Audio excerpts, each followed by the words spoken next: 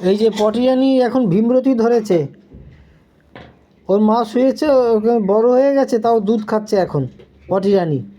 এমনি দুধ তো খাই, আবার ওর মা একটু ঘুমিয়েছে সকালে, এই যে দুধ খাচ্ছে। আর ভীমরতি ধরেছে ওর এখন, ওই যে পটিরানি। আর ওই যে মা টিকলি রানি শুয়ে আছে। পটিরানি পটি করতো, ওষুধ খেয়ে এখন ভালো হয়েছে। এই যে ভীমরতি ধরেছে এখন, বড় হয়ে গেছে, এখনও দুধ খাচ্ছে।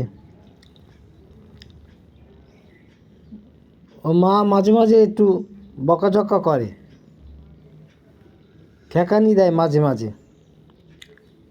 এখন টিকলি রানী শুয়ে আছে, আর পটি রানী দুধু খাচ্ছে। দেখেছেন ভীমরতি ধরলে যা অবস্থা হয়।